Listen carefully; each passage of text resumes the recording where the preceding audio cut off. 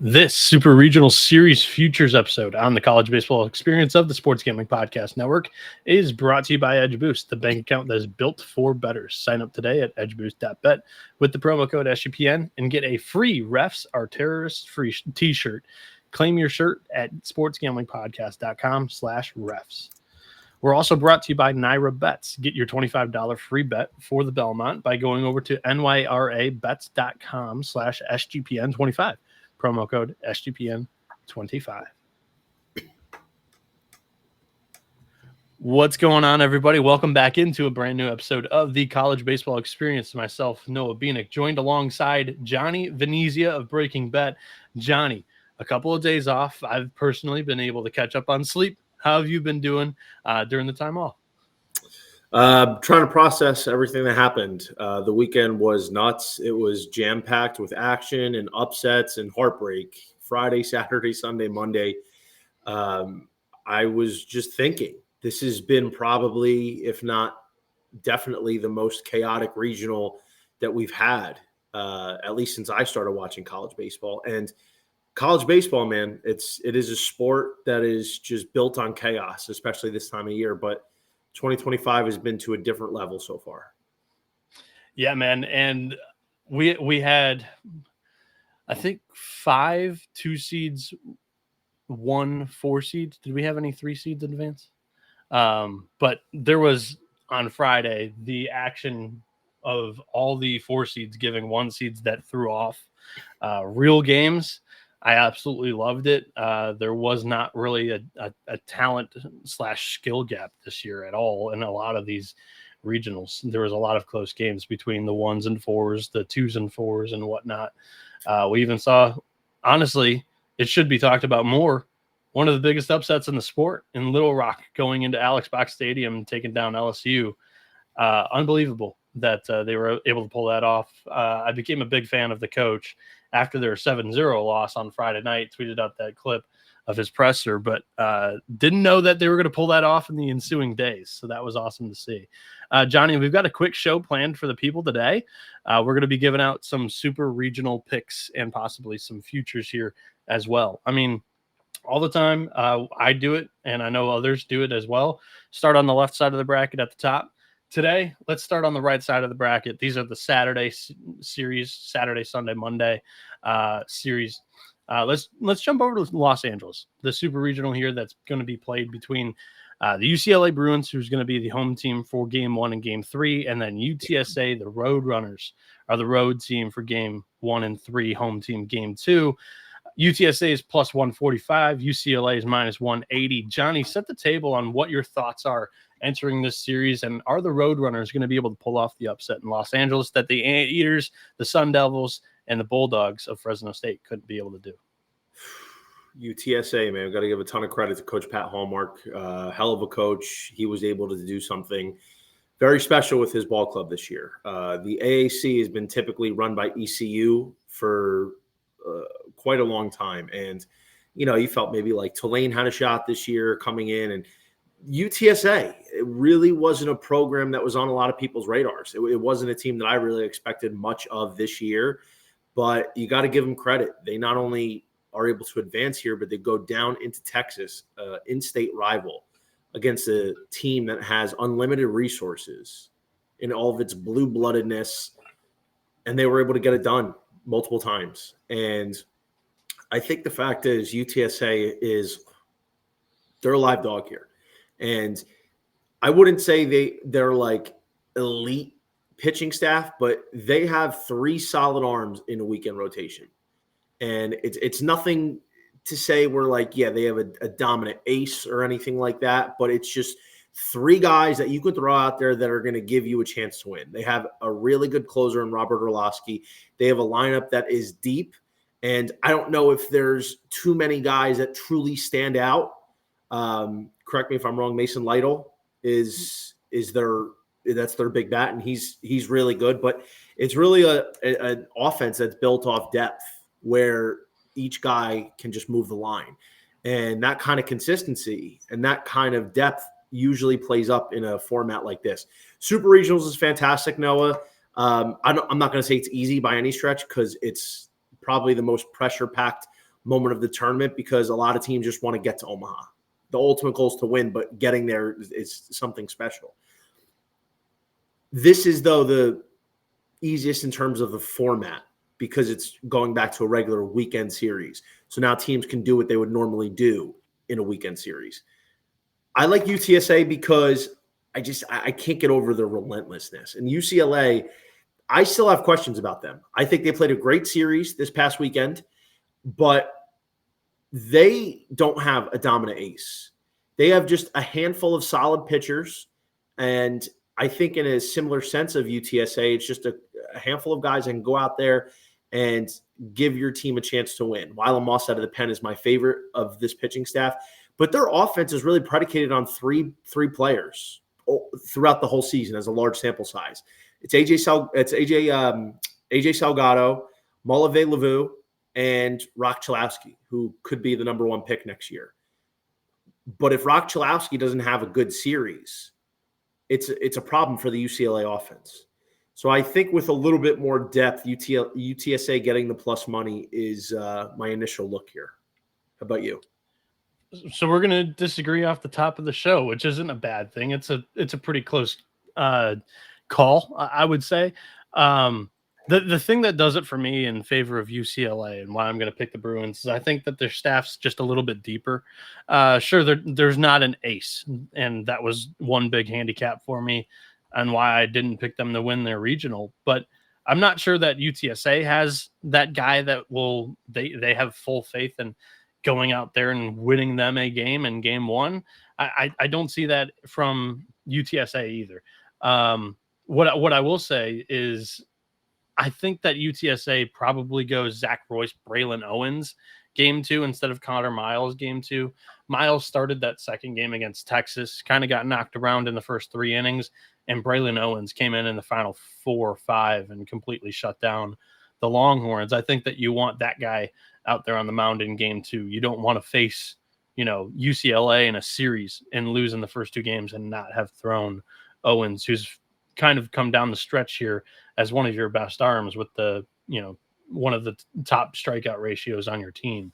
So I think that's one thing to expect here. Michael Barnett, Landon Stump, and then UCLA's got to figure out that game 3 guy, of course, but their bullpen has been pretty solid this season. It entered the regionals as a top 16 unit in this field. UTSA was bottom half in the field of 64 this year. And when I was watching it this weekend, Ian May looked outstanding. That was a lefty that had kind of been working as an opener for a lot of the year. He looked good, and the offense was able to dictate a lot of game scripts. They were able to build leads early. When you're looking at possible big-time performers, you said that Rock Chalowski needs to have a big series for the Bruins. There was a guy that was left off of the Golden Spikes finalists award list today, and that was Rock Chalowski, and I think he's going to go out there pretty motivated and make a statement here. So I'm going to go UCLA. Am I betting this? Currently on DraftKings, it's minus 180. I want none of that. I encourage everybody to shop around. I'll be naming the DraftKings prices for today. Just my loyalty to that book because they've been there for 4 years. First originators, usually most fair prices as well. So I encourage you shop around. There's obviously going to be more advantages on some other teams than DraftKings, but UCLA is my pick. Anything else that you want to add on the series before we move on, Johnny? I'd be intrigued to see how UCLA handles this weekend. I don't remember the last time UCLA made it this far. It's been a minute. They got bounced in 22, which I believe is the last time they made the field of 64 in the Florida State region. But listen, man, I understand because UCLA's got some good players. I just think in the pitching staff, they don't really have that star. I think Wylam Moss is developing into that. And I just feel like the hitting is so focused on 3 players, and the top players gotta set the tone for them because it can run into some issues. And listen, let's be honest. Like Texas's offense is definitely not as good as a lot of people, including myself, expected it to be. But what they did going on the road in Austin, which is a much more hostile environment, was really impressive because Texas has some first rounders in their lineup. So, I completely understand what you're saying. And I think also price-wise, it makes sense to bet UTSA. I mean, there might be better ways to monetize this, like picking where you might think UTSA's got the best chance, because chances are they're going to be in this situation where you're going to be getting them around plus 130 or even bigger for the entire weekend. I mean, first game, they're plus 144. So I think there's going to be some opportunities to bet UTSA. I think there is. Thank you, Cody. I think there is a good chance that UTSA is going to get one of the first two games and at least get this thing to go 3. Yeah, the game that I would be I would circle it as, okay, I might entertain a Roadrunners bet would be game 2 if it's Owens against Landon Stump. That would be the game that I kind of target a Roadrunners pick there and possible bet. Next up, I mean, not sure who, if any, predicted this to be a super regional matchup, but we're going to head down to Durham, where Jack Coombs is going to host. I'm slightly surprised, but also I know that they've been working to get that facility up and going and good to go to host in regionals and super regionals in the NCAA tournament. Duke is minus 380 here, which is really interesting to me. Murray State's plus 290. I want to potentially like set the table here early before I hand it off to you, Johnny. Duke hosting is certainly a storyline because this is the first time ever on campus that they're hosting an event like this. It is I don't want to call it a distraction, but there is extra effort into putting on the regional, and you're bringing in a lot of guests from the NCAA and from also another team, and you're trying to make this, I don't know how to hospitable. Yeah, sure. You're trying to put on a good show, I guess, is my best try and explain what's going to happen here, because it's not a lot of the pressure isn't even on the field. There's pressure for a lot of these hosts off the field and how they're supposed to and have to deliver in events like these. When the schedule came out, I was really disappointed that Saturday Duke and North Carolina are playing at the same damn time. I was hoping to double dip and do a super regional down there. As of now, I still don't even know where I'm going. Okay, all of the off-field stuff out of the way now. So Duke only has 2 healthy right-handed arms on their pitching staff right now. Murray State against right-handed pitching, that's 326 with a 954 OPS. Against left-handed pitching, it's 285 with a 915 OPS. So there's a noticeable gap there, and Ole Miss is trying to exploit it. They started in the regional final in both games. They started left-handed pitchers against Murray State. There's like 5 or 6 left-handed hitters in the Racers lineup. It really didn't affect them. I mean, watching that series, Murray State was putting up 8+ runs in all 4 games that they played. And the best pitchers that they saw outside of Hunter Elliott, they were able to tag of Ole Miss, like the bullpen arms of Mason Morris and Mason Morris in game 1 for sure. But even hit Riley Maddox really well early. And then Holtz in game 6 of the regional, who started, didn't really make it out of the 3rd inning. It was very impressive. I was very impressed by the Murray State Racers offense. I'm not sure that the lefty thing I'm really going to be hung over on, and that's going to be deciding my pick here. I think that it ultimately comes down to, I think Duke's patience really might help them. They're like top 5 in the country in walks, and they hit the mistake. And I think that Duke's going to be able to do that. Like Nick Shuddy struggled with walks, especially in that second appearance. But the first appearance, he really relied on his off speed to get swings and misses. I'm not so sure that that's going to play against Duke.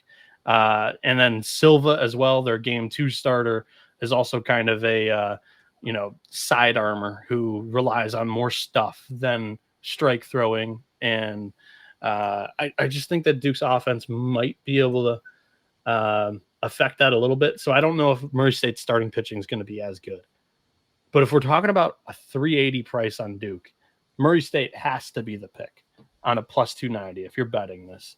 And if there was a series price of like how many games this thing goes, I would pick 3. But we don't have that right now, and that's kind of disappointing. We've had that pretty much every single year that I've done this. Johnny, your thoughts on the Duke-Murray State series?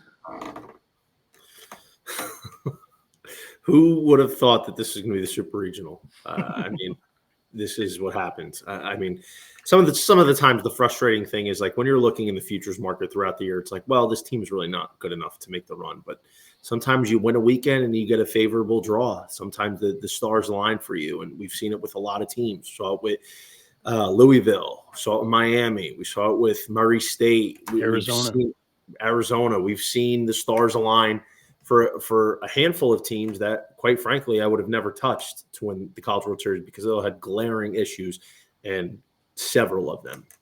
But here we are. Murray State will not die.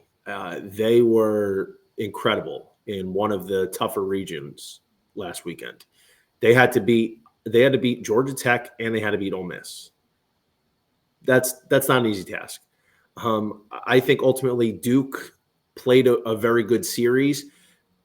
I think that first game against Oklahoma State probably goes a lot differently if Josh Holliday doesn't pitch off and he goes Harrison Bodendorf game 1. And I'm not sure that was a decision, though. Bodendorf went to the hospital. Yeah. Well, okay, fine. If Bodendorf pitches, I think it's a little bit different, regardless of how he got sick and how bad it was. Yeah. I also think,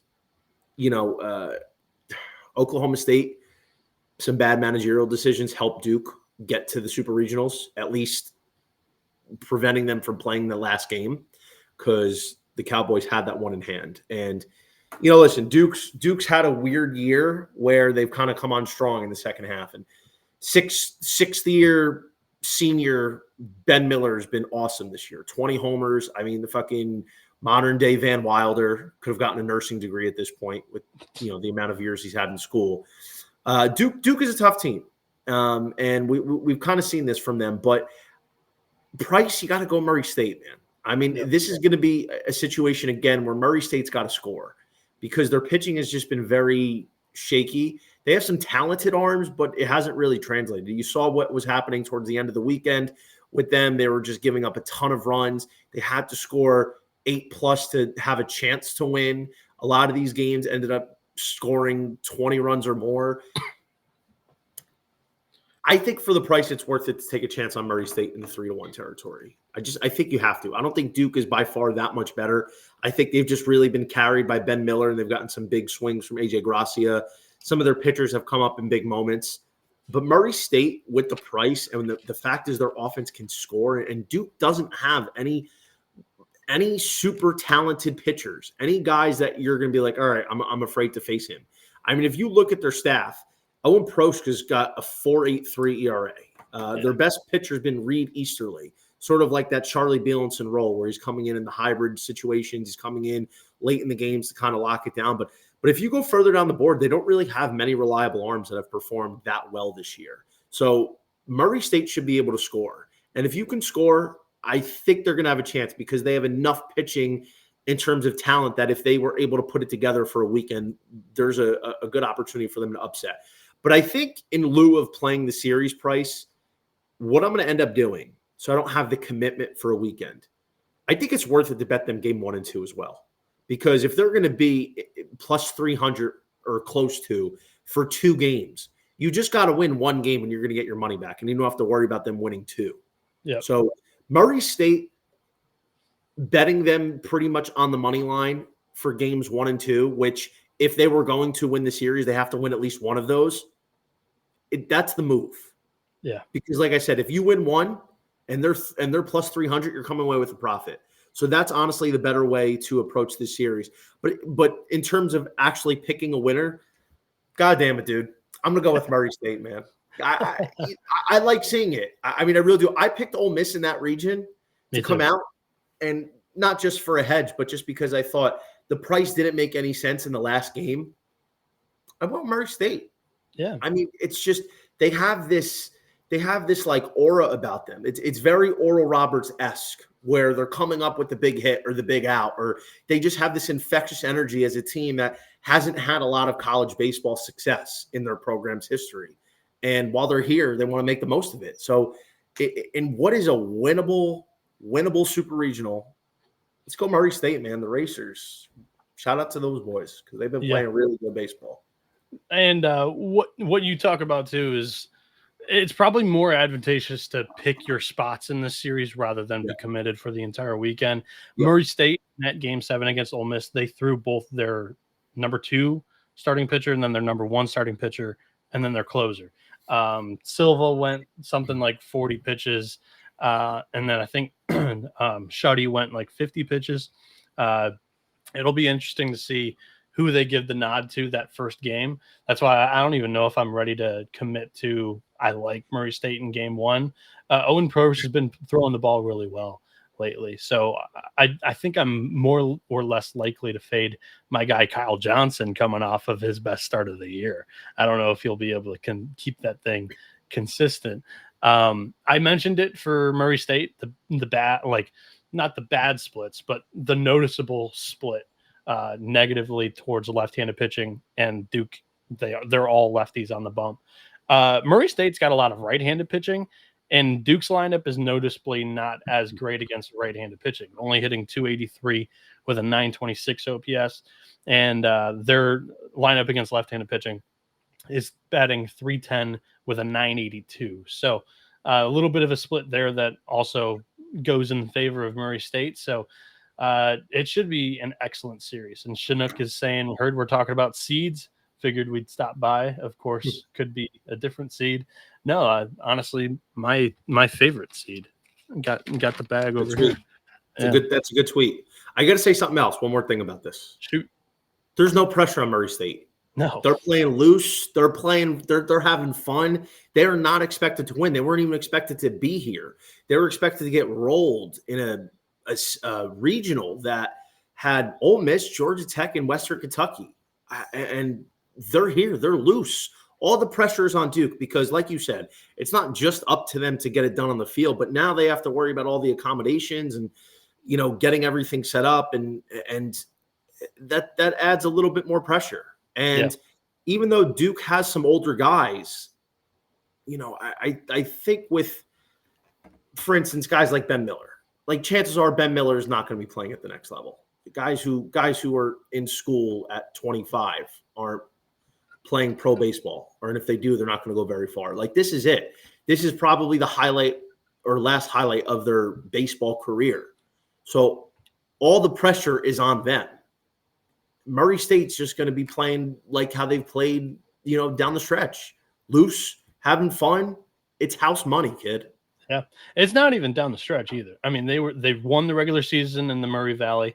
They won the Murray Valley tournament, and they kept it rolling. They didn't stop hitting the entire weekend down in Oxford. Yeah. Very, very impressive. Before we get to that next series, I want to talk to you guys about how the Stanley Cup final is here, in the Hockey Gambling Podcast is giving away an NHL jersey of your choice and a $200 SGPN gift card. Enter for free at sportsgamblingpodcast.com/Stanley Cup in order to attempt to win. Also, SGPN is partnered up with Edge Boost. It is the first ever bank account that is built for bettors, ensuring that all gambling transactions are approved. There are no usage fees, no minimums. You can earn cashback rewards today and get 100% approval for all betting deposits. Sign up today at edgeboost.bet with the promo code SGPN. And if you sign up this week, you will get a free Refs Are Terrorists t-shirt. Go over to sportsgamblingpodcast.com/refs to claim your free shirt. And Underdog Fantasy is going long for the NBA Finals with their extender bonus. Hop in during Game 1 on their pick'em platform, and the longer that the series goes, the bigger that the bonus will get. Sign up today with the promo code TCESGPN to claim your special pick plus first-time deposit offer up to $1,000 in bonus credits. UnderdogFantasy.com, promo code TCESGPN. And bet the Belmont Stakes at Saratoga with Naira Bets. Sign up today with promo code SGPN25 and get $25 in free bets plus a $200 deposit match bonus. Whether you're a seasoned bettor or just getting started, Naira Bets makes it easy to jump in on the action. The exclusive offer is just for the Belmont Stakes, so don't wait. Join in now and claim your free $25 Belmont bet today at nairabets.com/SGPN25. And we are back here on the College Baseball Experience. Myself, Noah Bieniek, joined alongside Johnny Venezia, doing our super regional picks and futures preview. We're going along down the right side of the bracket here, and that takes us to LSU hosting West Virginia. The Mountaineers swept through the Clemson Regional. Offensive persistence was able to get them through as they were down 5 runs to Kentucky in the 6th inning. They come back, they tie it up. Then they fall down again by 4 runs. They come back, they score 6 in the 8th to get that thing done. The West Virginia Mountaineers are now heading down to Baton Rouge, where LSU had their hands full against one of the worst teams in the field of 64 coming into regional weekend. LSU is minus 400 against West Virginia here at plus 300. Johnny, I'll let you begin here, but my first question is, how do you see this series playing out? Who's going to throw game 1 for LSU? They had to use Anthony Ianson in relief in game 7 against Little Rock. So how is this series going to get dictated? Is it going to be Cade Anderson game 1? And do you see Ianson coming back game 2? Is that how? Because that's kind of how I think it could go. You know what's so great about having the best 1-2 punch in all of college baseball? It doesn't matter who you throw, because there's only a couple of arms that are better than Cade Anderson and Anthony Ianson in the year of our Lord 2025. I think ultimately they're going to go back to their normal routine and go with Cade Anderson here in this game, especially because it's going to be regular rest for him since he threw last Saturday. I mean, dude, it's just let's take away from the fact that LSU was one of my 3 preseason teams to win it all. Right? Let's remove that from the equation and look at this just straight up on the series of this weekend. The pitching for this LSU team has come through all year. I mean, it's just been unbelievable. Cade Anderson, the next sugar Shane McClanahan, has been awesome. He's had a few bad starts. I mean, the home run problem is a little bit of an issue. Anthony Ianson, I don't think you can really give me 2 better pitchers than Anthony Ianson over the last 6 weeks. I mean, I said it coming into the tournament that I think Ianson is going to be one of the biggest draft risers come draft day. I could see, like, he wasn't being mocked as a first rounder. I still don't even think I've seen him mocked as a first rounder. I haven't checked in a few days. I think he's climbed up. Yeah. Well, so that's kind of leaning against my point. Like, this is not a guy that was regarded as a first rounder coming into his tenure at LSU, and honestly, it really hasn't even picked up steam until maybe like 2 or 3 weeks ago. But this is kind of getting into that point where an arm like his is going to see that Cade Horton-esque type of rise. Not saying Ianson is Cade Horton, but the kind of draft rise where Cade Horton came from basic obscurity to being a top 10 pick is what Ianson ultimately could be heading for to a lesser degree. Now you bring in the emergence of Kason Evans, who's been great all year. But in the big moment, Kason Evans, shout out to him, went nuclear against Little Rock, a team that, like Murray State, won't die. 6 innings, 1 run, 12 strikeouts. Got out of a lot of big jams. And yeah, that's a true freshman. Jay Johnson found his next ace, Kason Evans. That kid is a stud, and he's got balls that are very, very large. But there's a lot more pitchers in LSU's rotation and their staff, and that's really what I leaned into coming into the year, Noah, was that they're going to be 8 arms deep. And that is without Gavin Guidry, who hasn't pitched all year and is not going to pitch due to an injury. Their offense was been the big question all year. Like, yeah, they're good, but they're not what they were 2 years ago. They just seem to have these moments where they kind of go into a lull. But they're so talented that they're getting production from different places. And we saw Ethan Fry basically save their season 4 hits.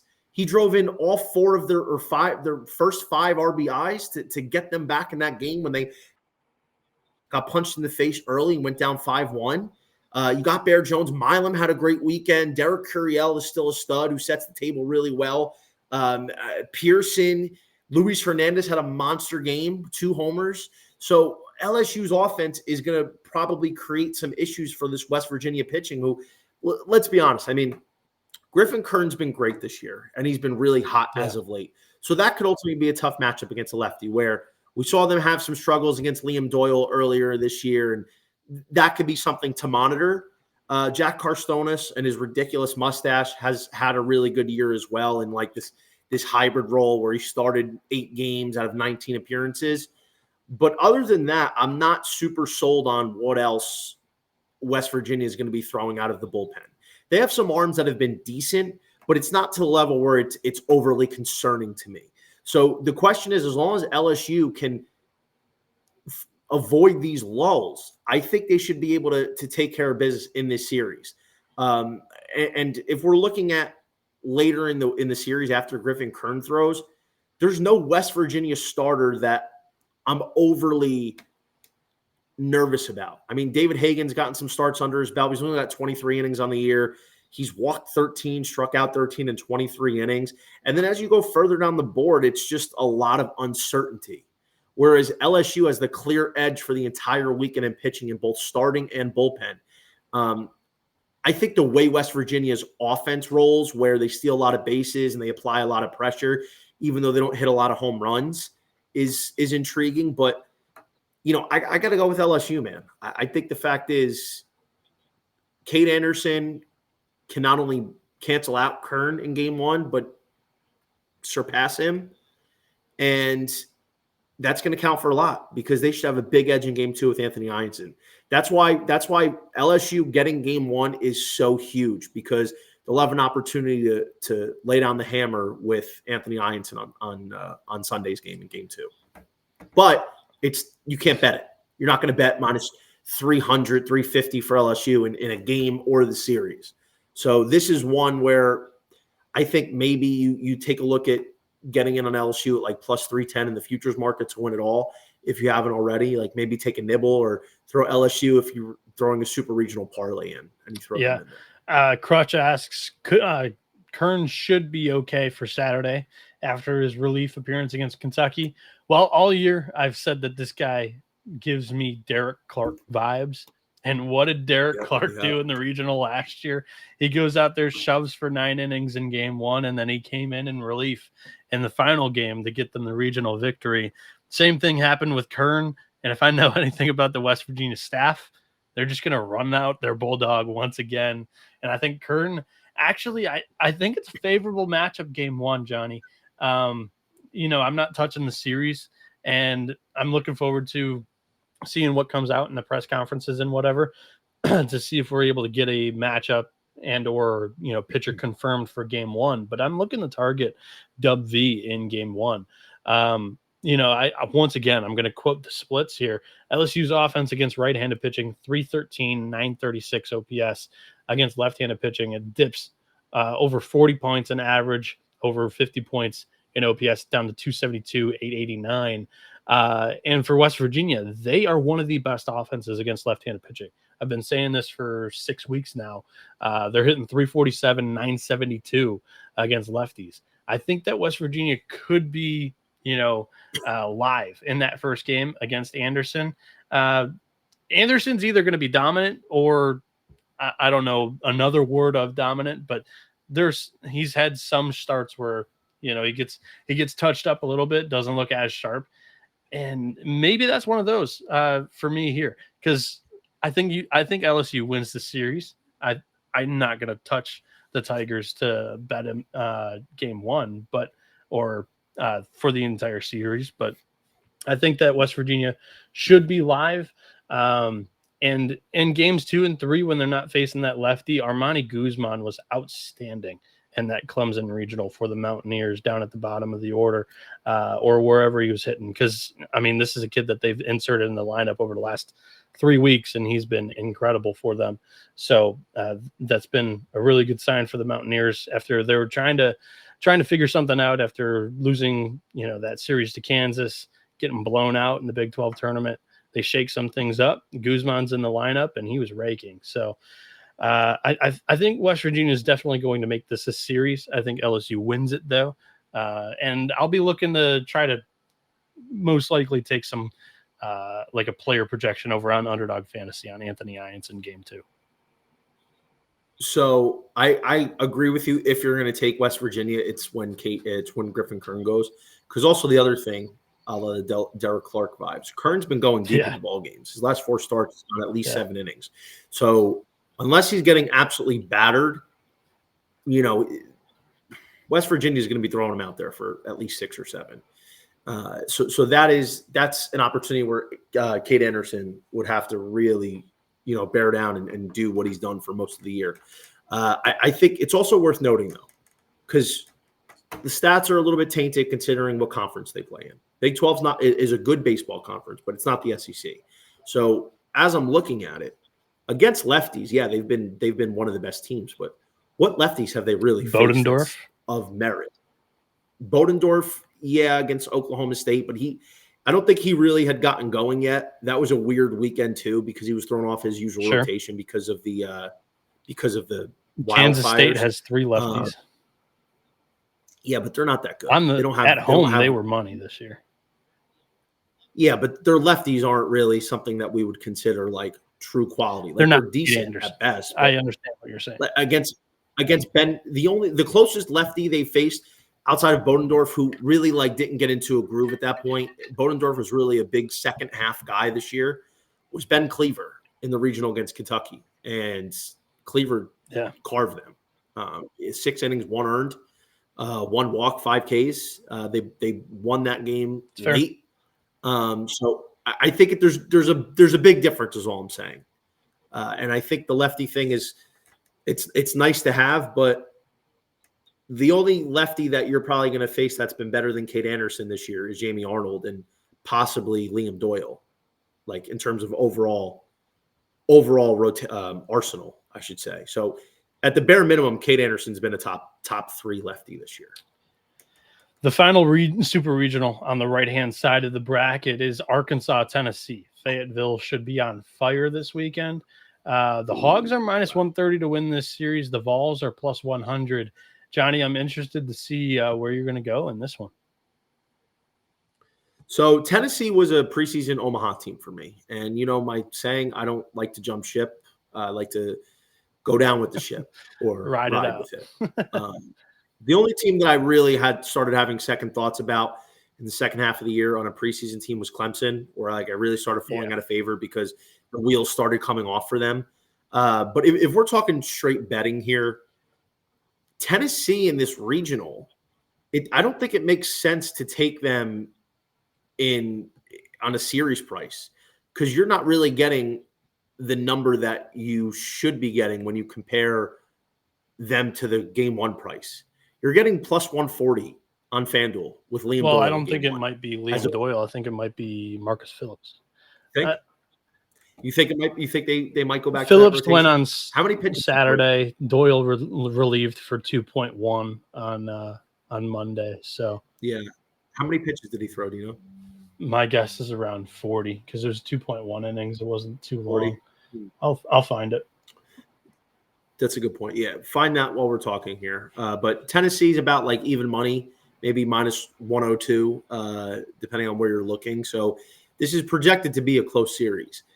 I think, in all fairness, Marcus Phillips has been a little bit rough. I mean, you're going to go Zach Root here most likely if you're Arkansas in game 1. But Root has not been a true Friday SEC guy this year for me. Like a true Friday ace. Root has been beatable. He's had a few outstanding performances this year. He really has. But most of the other ones have been pretty meh. I like Tennessee here, man. I understand that they haven't played well the entire second half. And they have issues like infield fielding, and their offense has gotten quiet at bad times. Their bullpen has been something of a mess. But something about this team in June under Tony V, who's been here before, done that. Tennessee's not playing with the pressure. Arkansas is. Tennessee got their ring. I think Arkansas, while people are saying they might be the most complete team, and I don't think that's dumb in any way. I think that's a very valid point. Something is missing for this Arkansas team with me. And on paper, you'd be like, well, what the fuck are you talking about? They have a great team ERA. Their offense has been maybe the best in the country, top to bottom. That's a fair point. It's just something intangible that when I watch them and watch some of their series in the second half, where like they've struggled to beat a lot of the top teams this year. And granted, it's been like against Tennessee or not Tennessee, like LSU, Texas A&M. Something's missing there. I got to go with the team that I picked to go to Omaha preseason. Now, the question here becomes, how do you bet this? Because say it is Marcus Phillips going game one, and you're getting him at plus 140. Do you lay off of that game and then go all in for Liam Doyle in game two? My handicap we've already seen this. And sure, I tend to like the team and or pitcher to make a little the one that is making adjustments, the one that didn't do very well in the first appearance, usually comes back and does better in the second appearance, in my opinion, at least.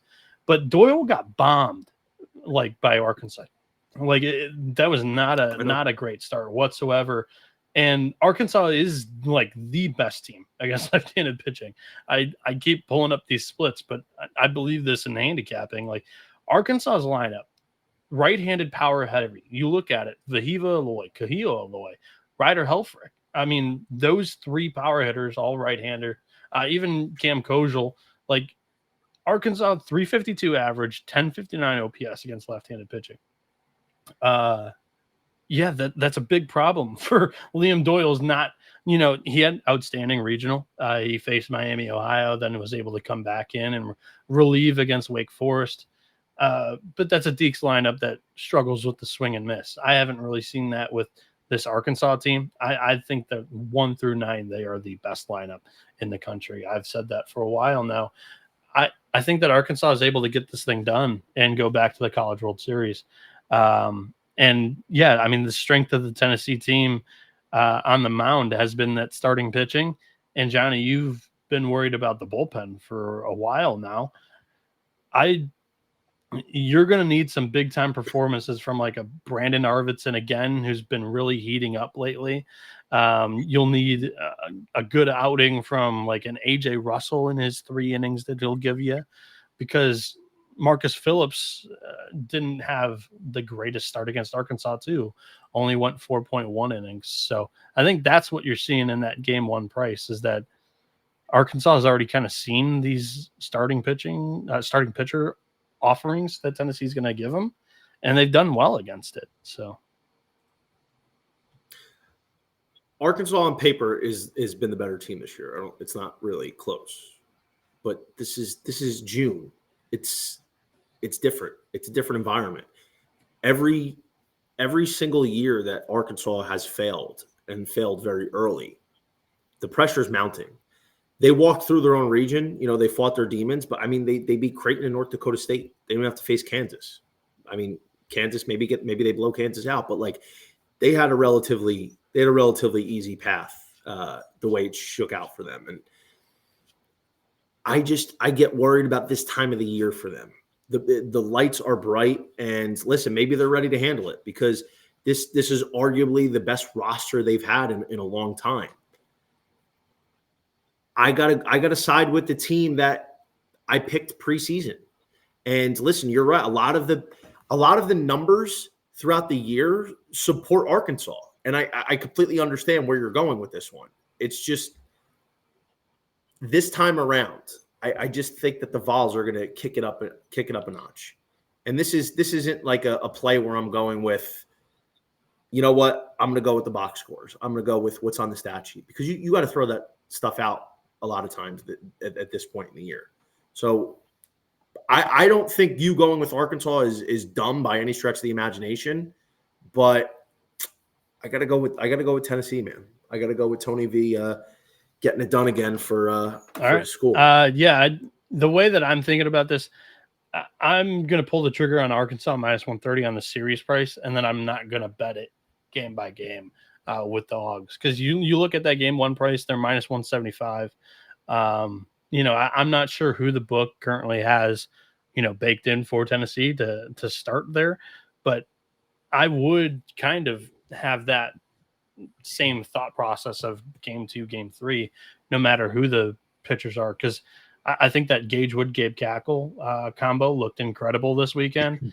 And then whoever Arkansas is going to throw, they're not going to throw Aiden Jimenez again. There's no way it happens. It'll probably be Beidle-Shees, but I'm pretty confident in Arkansas being able to get it done against Tennessee, who I've thought has really not considered or cemented in a game 3 starter either. So I like Arkansas minus 130 just to win the series. And then I'm not going to bet the Hogs in a game this weekend, but I will be here Friday games, Saturday games, Sunday games, and even the Monday games doing daily picks episodes on the College Baseball Experience. That is supported by Circa Resort and Casino in Las Vegas. They are giving away the ultimate fantasy football experience for a 12-person league to draft in Vegas and be treated like VIPs during the stay. You will get a limo ride from the airport, a $5,000 tab for stadium swim, and a hotel stay for you and your 11 league mates. You can always get 15% off at all Circa properties over in Las Vegas with the promo code SGP15. Enter the Ultimate Fantasy Football Contest for free at sportsgamblingpodcast.com/circa. That is sportsgamblingpodcast.com/CIRCA. And you've heard us over at SGPN talk about rhythm before, and now they've just dropped a game-changing feature called Power Trends. These are AI-detected patterns where Rhythm's model has consistently won and has a high ROI. Think of like a strikeout prop that wins at 59% of the time when the line and win probability hit at a certain range. Power Trends are updated daily and exclusive to Rhythm. There are no touts, no noise, just clean, data-backed bets. Download the Rhythm app, check out Power Trends, and start betting smarter because you know that we will be. Get your 7-day free trial today at sportsgamblingpodcast.com/rhythm. And we're also brought to you by mybookie.ag. MyBookie is your place to bet on every sport, including the NBA Finals. For the true degens, the MyBookie money bag is there for you, and MyBookie accepts customers from a ton of different locations. It's easy to deposit, and you can get lightning fast payouts using crypto. Head over to mybookie.ag with the promo code TCESGPN for a 100% deposit match up to $1,000. Terms and conditions apply. That is mybookie.ag. Promo code TCESGPN.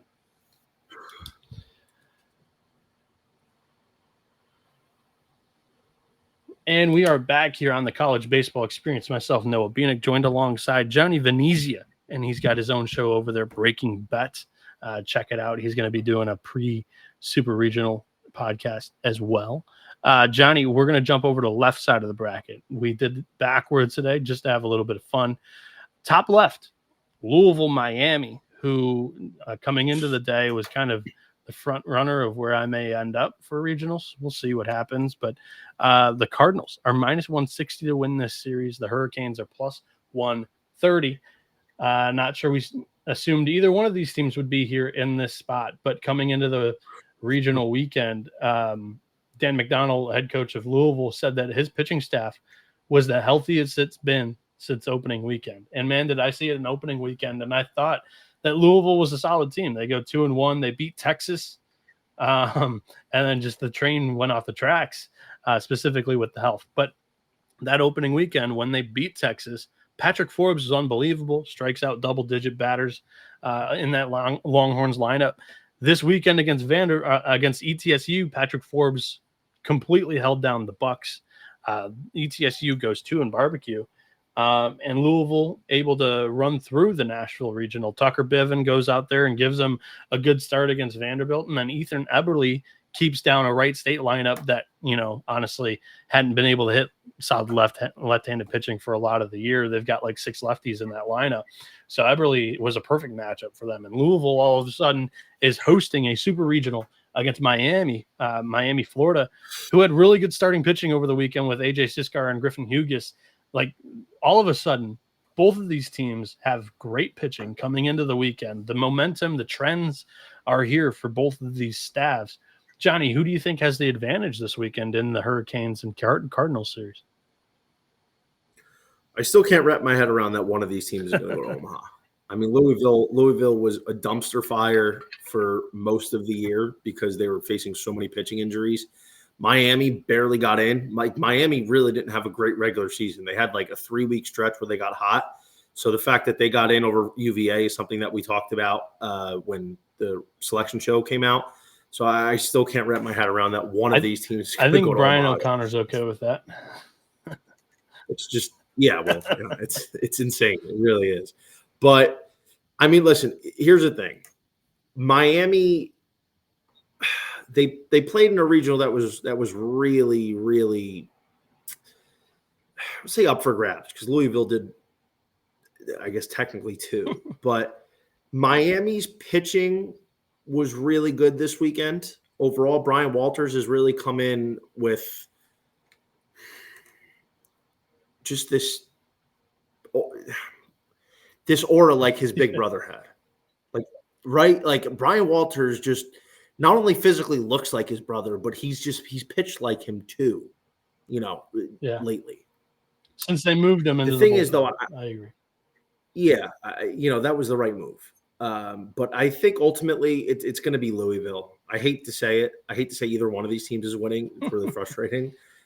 But I think it's going to be Louisville, because if Patrick Forbes pitches the way he did, that's a tough one to beat, because you have a really good opportunity to win a start that he's throwing where, like you said, this is a first-round talent based on just stuff. And when he's humming, he's a tough guy to get off his rhythm. But also, Louisville's lineup is a lot deeper than Miami. I think, really the chance Miami's going to have is if Danny Cuvée, who is the best player on the field, in my opinion, in this series, the reincarnation of Yohandy Morales, a kid who's going to be potentially a top 5 pick next year, goes nuclear. That's what has to happen. Like, Miami's pitching has to be pretty much what it was last weekend, and Cuvé's just got to go absolutely nuts for Miami to win, which is possible. But considering the depth that Louisville has at a lot of different positions, where they're not having to rely on just one guy, and they have a lot of talent in their staff, and now, Dan McDonald saying this is the healthiest they've been all year, that's a tough one to beat. And that's not even including the fact that they're going to be hosting this super regional. I think Louisville's going to go back to the dance, man. It's nuts to think about, but I think the Cardinals got the edge here, and the price isn't too bad. Yeah, when you think of like recent Louisville teams, I think they've definitely had some better ones on paper, but I'm with you, and I feel pretty strongly about Louisville this weekend. They're 8-0 in home series this season. They were 5-0 in home series in the ACC. They were 1-4 in road series in the ACC this year. And yeah, when you look at the two offenses on paper, like Miami's is not even really close to Louisville's performance. They did have really good games over the weekend against teams that I would consider have strong pitching staffs outside of Columbia. Where I'm really – so how I'm attacking this is -160 on Louisville I don't think is 1,000% where I want to be. I'm looking to probably take them game by game, because if you look at game 2, it's most likely going to be Bivin versus Hughes, and Miami's going to be a closer to 50-50 coin flip in that matchup. So it doesn't make sense to take the -160 here. For me, I'd rather like either bet Louisville or put them in a parlay in game 1 on Friday, and then game 2 bet them straight, if that's the way I'm thinking. And even game 3 with Eberle on the mound up against the Tate Darius, who got rocked by Southern Miss, or Reese Lumpkin, who hasn't been tremendous this season. But that's how I'm currently thinking of playing this, because Louisville entered last weekend with a team ERA of like 5.72 or something like that. They gave up 5 total runs in 3 games over the weekend. This pitching staff is noticeably improved. And yeah, I'm going to go Louisville. Anything else you want to include before we move on here? What a bag fumble by Vanderbilt. What a bag fumble. I can't believe I can't believe that. They had one of the easiest draws in the regional. They should have beat Louisville, and they should have beat Wright State again, and they'd be hosting Miami, where they would have had a pretty big edge, in my opinion, considering what their pitching has looked like this year. What a shame. What a goddamn shame. In the Corvallis Super Regional, it's a heads up, -115 both ways flip between Oregon State, the home team for game 1 and game 3, and Florida State, the road team, game 1, game 3, and the home team, game 2 here. There is no more important player, no more important X factor this weekend than one Trent Caraway this weekend. So the biggest, when I was going through and pulling a lot of, splits from a database, Oregon State against left-handed pitching as a team this year, only hitting 254, 832, which is one of the worst splits in the remaining 16 teams alive. Against right-handed pitching, they're really good, 309, 960. Johnny, Florida State has 3 left-handed starting pitchers. So you need Ivar Arquette to do Ivar Arquette things. Last weekend, I don't know if this was a meme or not, but Arquette may have hit his first Goss Stadium home run all year. You're going to need him to play like that top 10 first-round pick. And then also Trent Caraway, who had been in the bottom of the lineup for a lot of the year. He had a home run in every single game that they played, all 5 games. Yeah. He is swinging a hot stick, and you hope that he's going to continue to swing a hot stick here against a lot of the left-handed pitching that Florida State's going to throw for 21 innings of these 3 games here. Johnny, your thoughts as I think Florida State's got a little bit of a matchup advantage over the Beavers, and that was my pick coming into the tournament. I have Florida State as a semifinalist in the bracket, losing to North Carolina and Omaha in the semis there. Your thoughts? Life's a cruel bitch is my thought. I had both of these teams I had sizable bets on last year preseason to win it all, and couldn't be had, but one of them's going to Omaha. So I'm sort of depressed how this ended up matching up where one of them was going to have to go.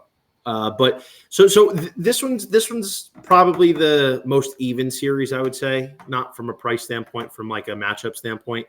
Florida State, it's tough not to take them because they have the starting pitching advantage. They have the best pitcher in the country in Jamie Arnold.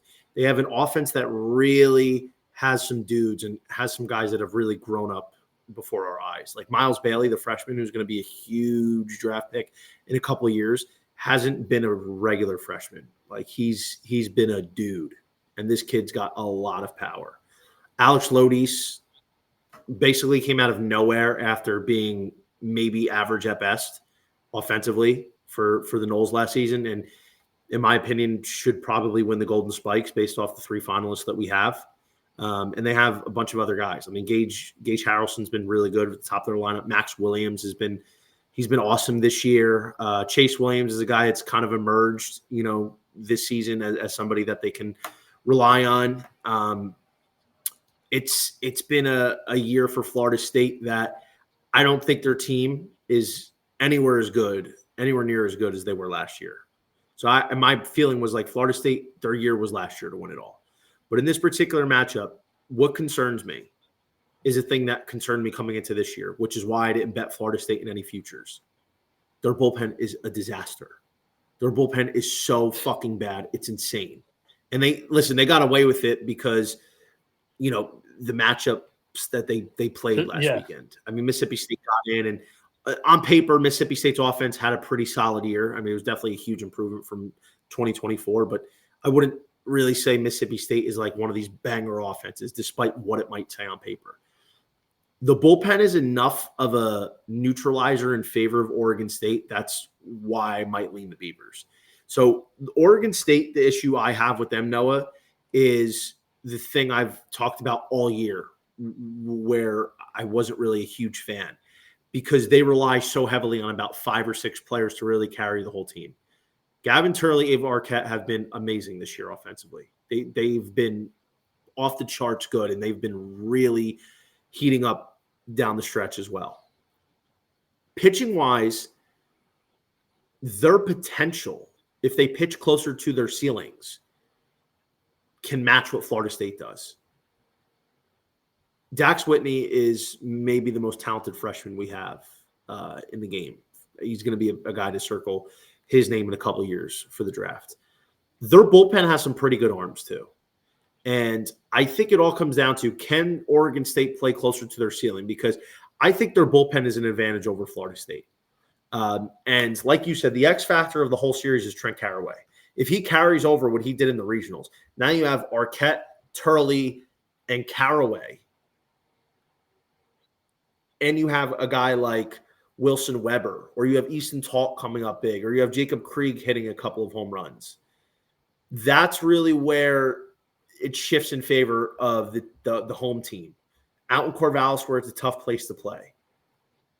I lean Oregon State here as a home dog because the bullpen. So, I mean, it really is a coin flip, but I think the Beavers, who, by the way, are going to be looking to get back in Omaha for the first time in a quite first some time in here. Canham's tenure. Yeah.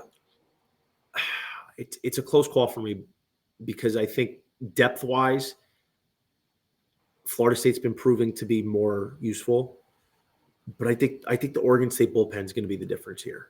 But here's how I'm attacking it. Jamie Arnold, game 1. Curious to see what that price is going to be, because it's probably going to be Eric Segura.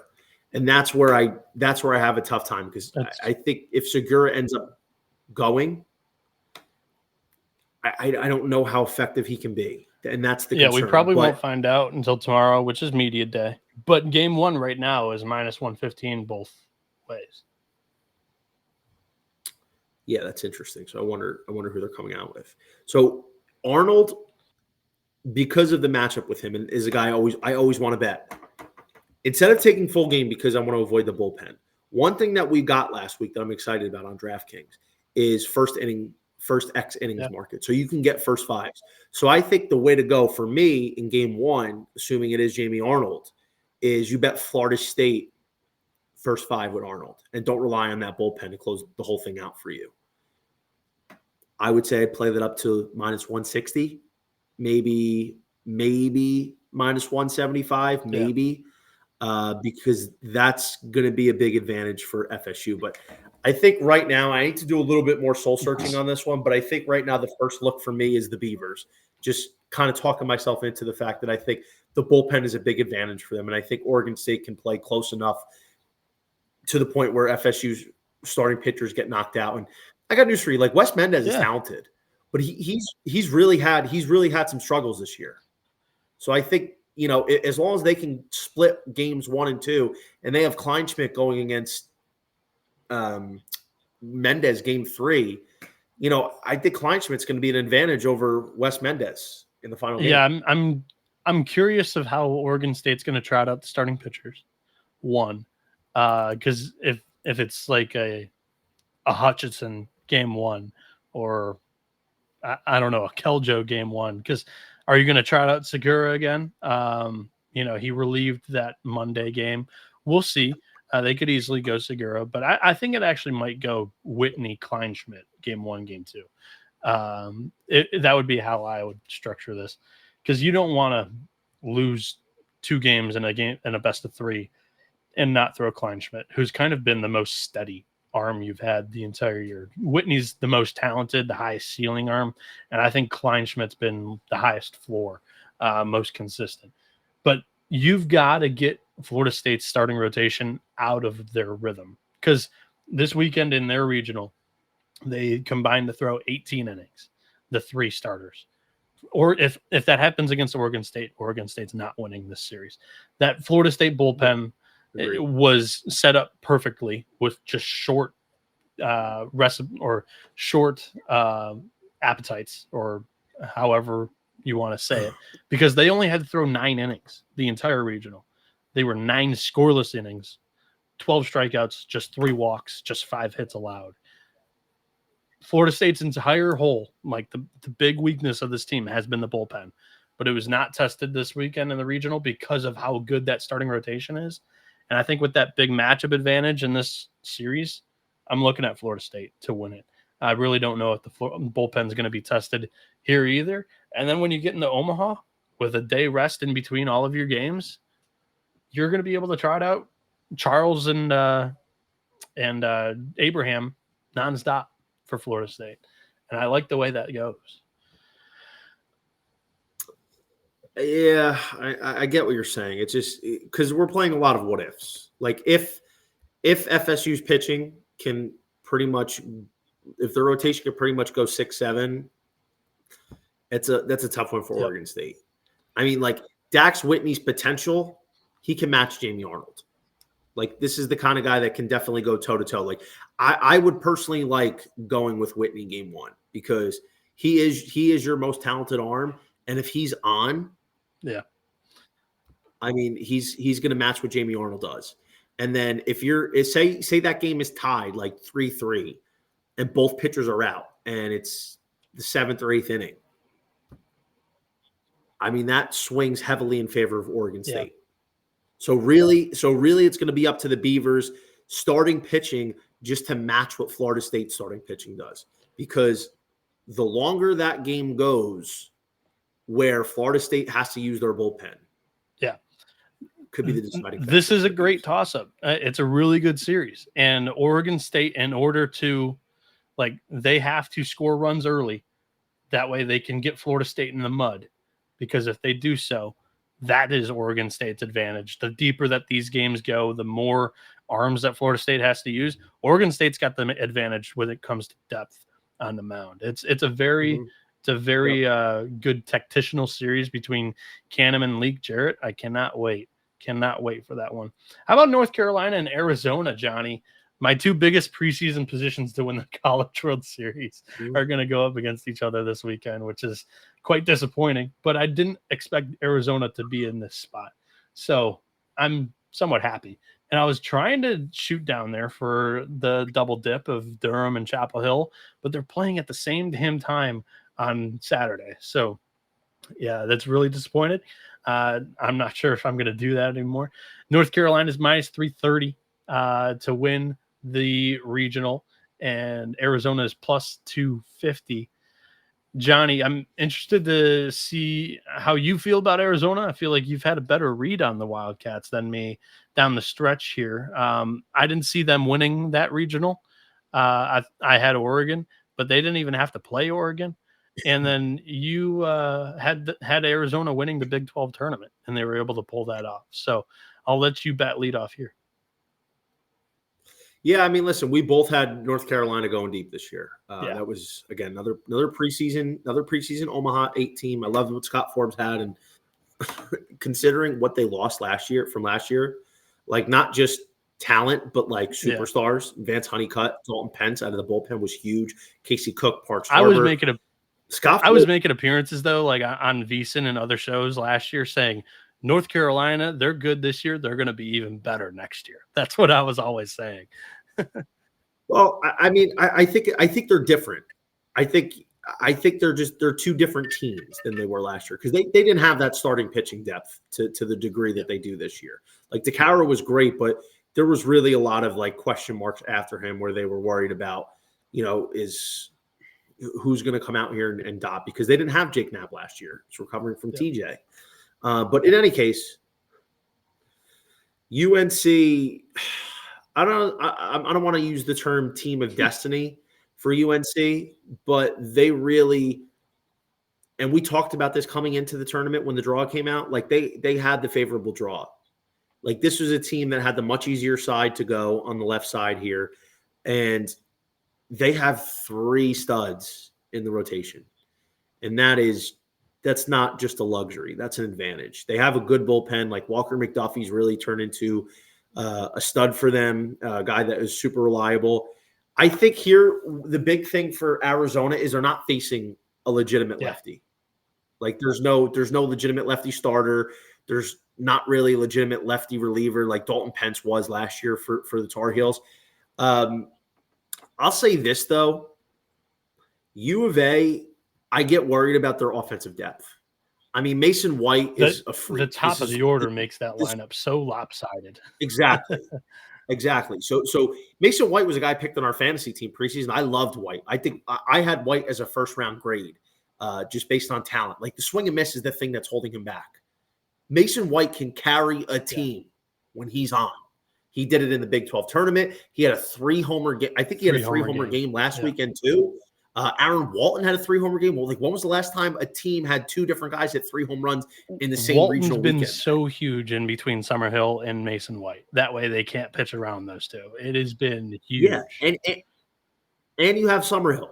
Like Summerhill hasn't even been their second best player, in the last couple weeks here. So Arizona, why they're dangerous is because when the top of their order is doing what they've been doing, I mean, they don't need the next 6 guys. And their pitching's been really good, man. Owen Kramkowski has really developed nicely into that Friday night role. Smith Bailey, we know, is still a stud, bookending that Sunday role. You and I both feel Bailey's going to be a first rounder in a couple of years. And their bullpen's been pretty good, man. They have a closer by the name of Tony Pluta that's been amazing. He's been money in the late situations. So Arizona absolutely has a puncher's chance here. Like if their nucleus shows out the way they've been, they're more than live. I can't go against a team that I picked preseason in North Carolina. I also can't go against a team that's got the pitching advantage in both the rotation and the bullpen, overall. And they have a pretty good 4th starter in Ryan Lynch, who can be used in a couple different ways. Like he's not going to get a start this weekend. So I'd be curious to see how they deploy him. The lineup is streaky for UNC. The streak so far has been down the good. Final month. Yeah. It's been great.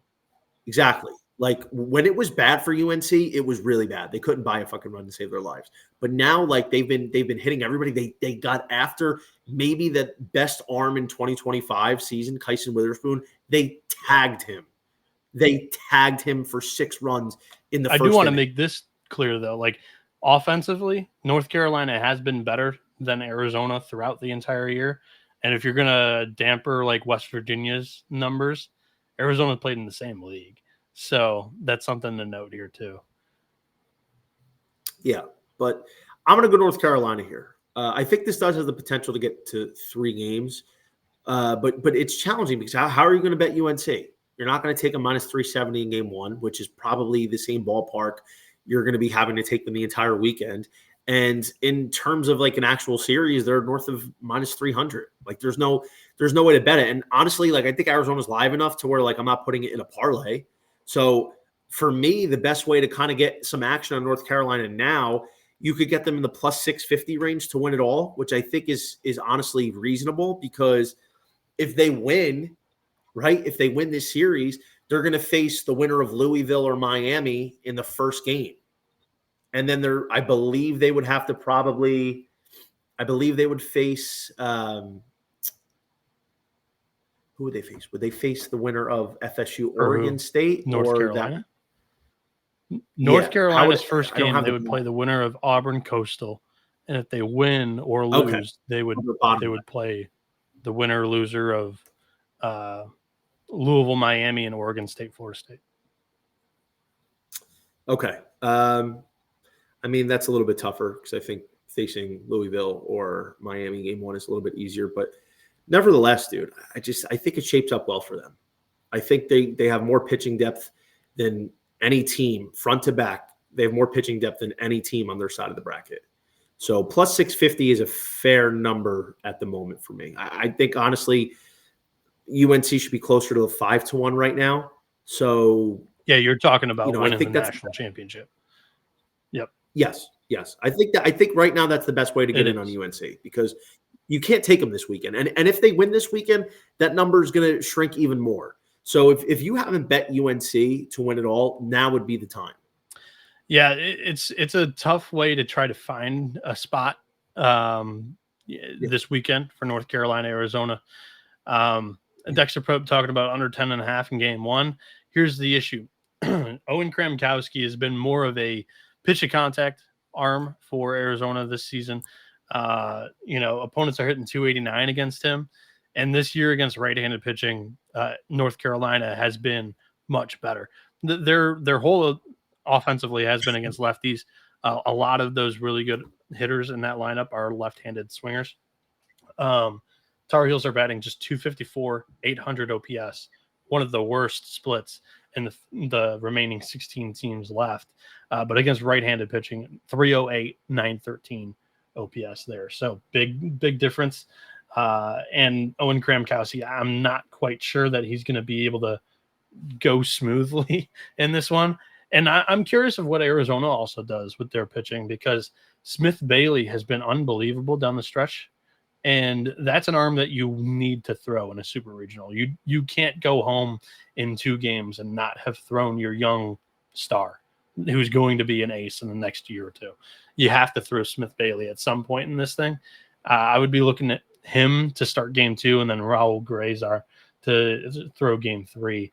But I'm very much with Johnny here. Like, it takes 2 to tango. North Carolina is probably going to be a parlay partner for me the entire weekend in these games if I like the spot. So that's how I'm going to attack this weekend, because I think Arizona's lineup is dangerous enough to where I don't want to play the series price at all. And I'll need to pick my spots carefully there.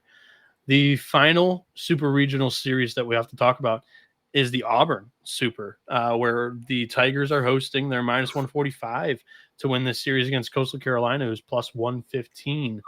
Auburn went through their regional like a chainsaw through hot butter, if you exclude the first 3 innings against Central Connecticut State, where Cam Tilley pissed down his leg. But outside of that, everything was going smoothly for Auburn. Freshmen were performing in the lineup and on the mound. Andreas Alvarez threw that third game against NC State and looked great. Christian Chatterton has finished the year very strong. He didn't throw in the regional like starting a game, but I think that if he's used in a super, he'd be a good option for game 1 if they don't want to move Dutton up to Friday. And Dutton went really well against Stetson. Coastal Carolina's got just as good, maybe an even better pitching staff. So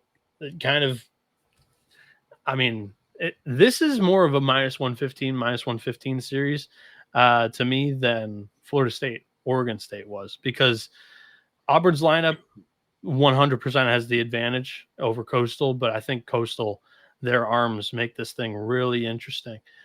Johnny, your thoughts on the regional, super regional? Yeah, let's give Auburn a lot of credit, man. Their pitching really performed last weekend. That was the big question mark after Samuel Dutton. They were able to handle NC State. They were able to handle Stetson. And that's the kind of thing that they need to have happen for them to win this. Here's where it's interesting, because like Coastal to me is the Sun Belt version of Auburn.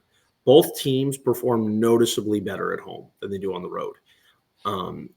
Auburn's got a significant advantage on the offensive side, but Coastal's got a significant pitching advantage. This is another team this is one of the few teams this year that has 3 legitimate weekend arms. I mean, Jacob Morrison, first year off Tommy John, has been amazing. Riley Eichhoff's had a really nice rebound year, and Cam Fluke has been great as well. And they've got several really good high leverage bullpen arms.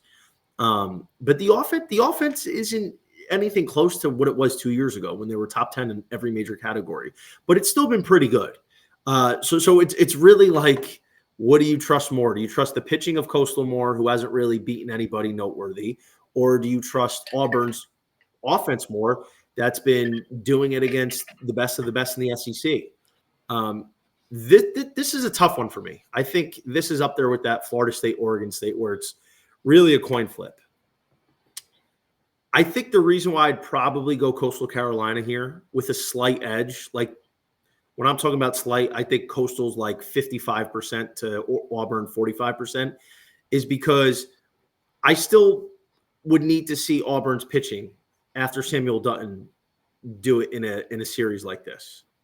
I mean, yeah, sure, it was good this past weekend, but let's see let's see what they do against Coastal Carolina.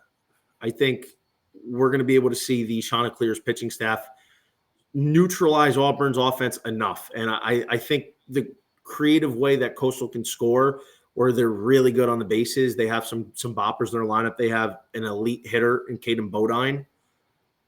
I think they have a slight edge here, man. I mean, because Samuel Dutton is probably an advantage over anybody they throw, but I think this one goes 3 games. And you're going to have a significant pitching advantage on the days Dutton's not throwing if you're Coastal Carolina. I think if Coastal can score 6 runs in a game, that's going to be enough for them to get the win with the pitching they have and the bullpen depth. And you're getting plus money. I think the Chanticleers are definitely worth the look in this price spot. I'm going Auburn. I don't know why I was about to say Coastal. I have Auburn winning this series. They are 8-0 in home series this season. Johnny, I think you kind of laid it out. A lot of the arguments that I have for Auburn winning this Super Regional. The offense has been extremely consistent the entire year, no matter the talent of pitching that they've faced. In the SEC, they had the number 1 strength of schedule. And the strength of the team was still that they were able to keep putting up runs. Coastal Carolina's offense is a little bit questionable outside of the Palace. And that's kind of been the big thing for Coastal this year is, it's been a little uncharacteristic of the Chanticleers to really have to rely on the pitching staff. We haven't seen that out of Coastal Carolina for years. And I think when you enter the series like this, Auburn's seen these quality arms. I don't think that's going to affect the Tigers whatsoever. And I think they get the job done at Plainsman Park here this weekend. I look at this series and I think it should be closer to minus 115. I'm not going to bet Auburn to win the series in this future market. I am going to pick my spots though. Like, I think that going up against an Eichhoff and against a Fluky, who aren't going to blow away this lineup with stuff. Morrison's a different look. You can't simulate 6-7 on the bump, but you can simulate the low 90s with stuff. You can. I think Auburn's going to be able to pick their spots, or I'm going to be able to pick my spots on Auburn in this lineup. Getting Eric Guevara healthy is going to be a question and also a need for Auburn. But when you have all this right-handed pitching talent that Coastal has, and you're going up against Ike Irish and Cooper McMurray in this lineup, that's tough, man. That's a tough matchup. I'm going to go Auburn to win the series. I don't think it's a bad look. I mean, this is a really tough series. Like, I don't want to bet against Auburn. I don't, but I just, Coastal burned me earlier in the year, betting on them on the road. But they've really developed nicely under Kevin Schnall in his first year. Like, I absolutely think Auburn has enough juice. I think if they win this weekend, I mean, they're a threat in Omaha for sure. I mean, there was a time you were getting 85-1 on Auburn to win it all earlier this year. And shout out to our boy Crutch, friend of the show. Preseason, I was asking Crutch like what he thought. And he's like, dude, I really like Auburn this year. I think they can not only make the College World Series, I think they could have a legitimate shot to win. And listen, that's valid, man. That really is, because this is a tough series to handicap. I understand your point of view completely. Like I said, it's a coin flip for me. I'm only going with Coastal. Like I said, I just think the pitching, it's not just in the starting rotation, It's in the pen. And if Auburn's bullpen, has these spells like they've had throughout the year, it's hard for them. It's hard for me to see them winning. Like they would have to slug a lot of runs across the board to win this game, to win this series, which yes, it's possible, but Coastal Carolina's pitching, like I said, front to back, it's been really good overall this year.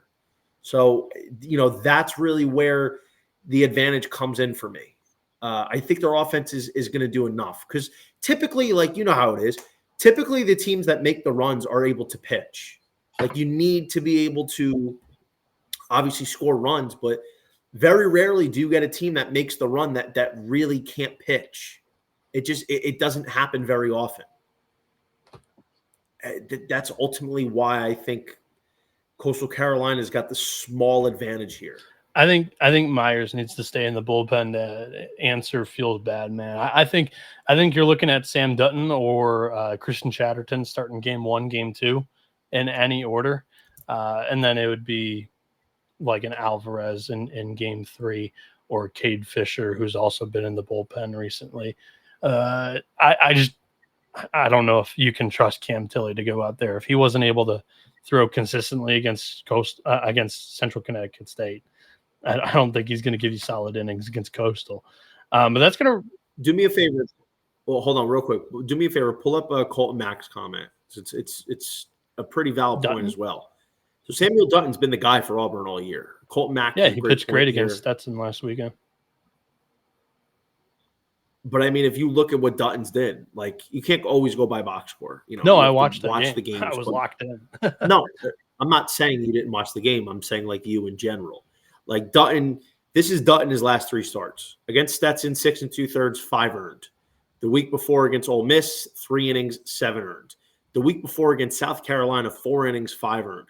So really the last 3 weeks for Dutton have been a little off kilter from what we've seen throughout the entire year. So the problem now becomes, right? Let's say this. Say Dutton goes out there and gives up 4 runs in 4 innings and they chase him early. That's going to change the series drastically because if you lose a Samuel Dutton start, your ace, the guy that's been your engine all year in this pitching staff, that's a tough hole to climb out of. I think he pitched pretty dang well last weekend against Stetson, got tagged in that final inning. Auburn needed him to go as far as he could. And that's kind of been the way the entire season. And sure, he could be leaking oil down the stretch because it's been that way the entire year. But in a series, like a 3-game set, you can pull the trigger a little bit early on removing Dutton from a game because you don't have to fear playing 5 games in a weekend with what I think is still a shallow staff. But that's going to wrap up our show, dude. We went through all 8 super regionals. Those are the series picks we have. I'll be back, and the invite is extended once again to Johnny. Friday, Saturday, Sunday, Monday, daily picks episodes here on the College Baseball Experience. We'll be analyzing bullpen usage, and there's always something that happens that throws off our typical projection of weekend rotations and super regionals. So press conferences Thursday and Friday should ultimately answer some questions about who we think and where we think some of these starting pitchers will throw. And yeah, that's the purpose of the daily episodes. And also on some of these that we didn't fire on the series prices, there will be game to game and other markets as well. Like Johnny was mentioned, first fives. We'll be giving out some angles of that on the shows. But the 2 that I'm going to exit here with pieces of Murray State plus 290 to win the series and Arkansas minus 130 to win the series.